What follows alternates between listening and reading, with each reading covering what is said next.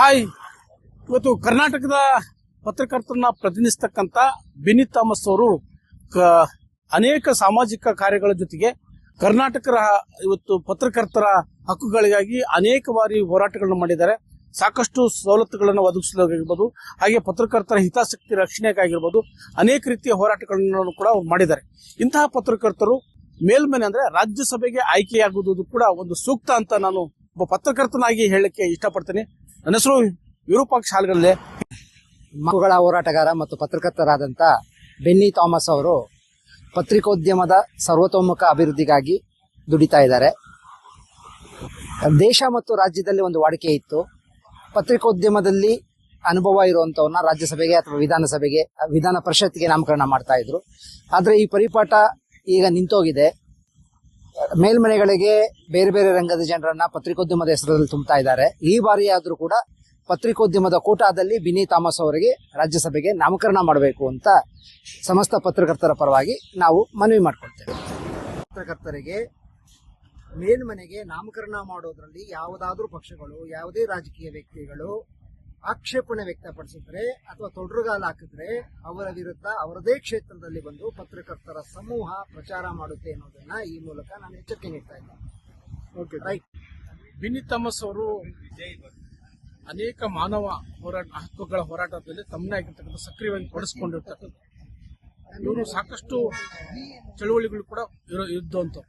ಇಂಥವ್ರನ್ನ upper house ಅಂದ್ರೆ parliament of upper ಹೌಸ್ಗೆ ಆಯ್ಕೆ ಮಾಡ್ತಕ್ಕಂಥ ಸೂಕ್ತ. ಉದಾಹರಣೆಗೆ ಈಗ ನಾವು ನೋಡೋದಾದ್ರೆ ಕೇವಲ ಅವರ ಫ್ಯಾಮಿಲಿಗೆ ಸಂಬಂಧಪಟ್ಟಿರೋರಾಗಿರ್ಬೋದು, ಯಾರು ರಾಜಕೀಯ ಪ್ರಭಾವ ಇರ್ತಾರೆ ಅಂತವ್ರನ್ನ ಮಾತ್ರ ನೇಮಕ ಮಾಡೋದಂಥದ್ದು ಅವ್ರ ಇಂಥವ್ರನ್ನ ನಡೀತಾ ಇತ್ತು. ಆದ್ರೆ ಪತ್ರಕರ್ತರನ್ನ ಪ್ರತಿನಿಧಿಸ್ತಕ್ಕಂಥವ್ರನ್ನ ನಿಜವಾಗಿ ಯಾರು ಪತ್ರಕರ್ತರಿರ್ತಾರೆ, ಯಾರು ನಿಜವಾದ ಪತ್ರಕರ್ತರಿಗೆ ಹೋರಾಟ ಮಾಡ್ತಾ ಇರ್ತಾರೆ ಅಂತವ್ರನ್ನ ನೇಮಕ ಮಾಡ್ತಕ್ಕಂಥದ್ದು ಬಹಳಷ್ಟು ಕೂಡ ಅಗತ್ಯವಾಗಿದೆ. ಈ ಹಿನ್ನೆಲೆಯಲ್ಲಿ ಬಿನಿ ಥಾಮಸ್ ಕೂಡ ಇದಕ್ಕೆ ಸೂಕ್ತ ಕೂಡ. ಇನ್ ಕೇಸ್ ಬಿನಿ ಥಾಮಸ್ ಅವರಿಗೆ ಆಯ್ಕೆಗೆ ಏನೋ ವಿರೋಧವಾದ್ರೆ ಅಂತವ್ರು ಕೂಡ ನಾವು ವಿರೋಧ ಮಾಡ್ತೀವಿ ಪತ್ರಕರ್ತರಾಗಿ ಅನ್ನೋದು ಕೂಡ ಅವ್ರು ನೆನಪಲ್ಲಿ ಇಟ್ಕೊಳ್ಬೇಕು. ಹಾಗಾಗಿ ಬಿನಿ ಥಾಮಸ್ ಅವ್ರನ್ನ ಆಯ್ಕೆ ಮಾಡ್ತಕ್ಕಂಥದ್ದು ಸೂಕ್ತ. Support for Binny Thomas to get the MP chance. So we request for all of the people to get chance for Binny Thomas. ಕರ್ನಾಟಕದಲ್ಲಿ ಪತ್ರಕರ್ತರು ಹಲವಾರು ಸಮಸ್ಯೆಗಳನ್ನ ಎದುರಿಸ್ತಾ ಇದ್ದಾರೆ. ಅಂತ ಸಮಸ್ಯೆಗಳನ್ನ ಗುರುತಿಸುವಲ್ಲಿ ಬಿನ್ನಿ ಥಾಮಸ್ ಅವರು ಪ್ರಮುಖವಾಗಿರ್ತಾರೆ. ಅವರು ಕೂಡ ಒಬ್ಬ ಪತ್ರಕರ್ತರು ಅಥವಾ ಮಾನವ ಹಕ್ಕುಗಳ ಹೋರಾಟಗಾರರಾಗಿರ್ತಾರೆ. ಅವರು ರಾಜ್ಯಸಭೆಗೆ ಆಯ್ಕೆ ಆದ್ರೆ ತುಂಬಾ ಒಳ್ಳೆಯದು ಅಂತ ನಮ್ಮ ಭಾವನೆ. ನನ್ನ ಹೆಸರು ನಾಗೇಂದ್ರ ಕುಮಾರ್ ಅಂತ. ಅದಲ್ಲಾಗಿ ಬಿನ್ನಿ ಥಾಮಸ್ ಅವರಿಗೆ ಕಂಗ್ರಾಚುಲೇಷನ್. ಯಾಕೆ ಉತ್ತರ ಪ್ರದೇಶದಿಂದ ಅವರಿಗೆ ಒಂದು ಪ್ರಶಸ್ತಿ ಕೂಡ ಸರ್ಕಾರ ನೀಡಿದೆ. ಇವರು ಕೂಡ ಮುಂದಿನ ದಿನದಲ್ಲಿ ರಾಜ್ಯಸಭೆಗೆ ಹೋಗ್ಬೇಕು. ರಾಜ್ಯಸಭೆಗೆ ಹೋದ್ರೆ ಪತ್ರಕರ್ತರ ಹೆಸರು ಅವರಿಗೆ ಒಂದು ಅನುಕೂಲ ಆಗುತ್ತೆ. ಯಾಕೆಂದ್ರೆ ರಾಜಕಾರಣಿ ಮಕ್ಕಳುಗಳು ರಾಜಕೀಯಕ್ಕೆ ಬರೋದಲ್ಲ, ಪುಂಡ್ರು ಪೋಕಿ ಮಕ್ಕಳು ರಾಜಕಾರಣಕ್ಕೆ ಬರೋದಲ್ಲ.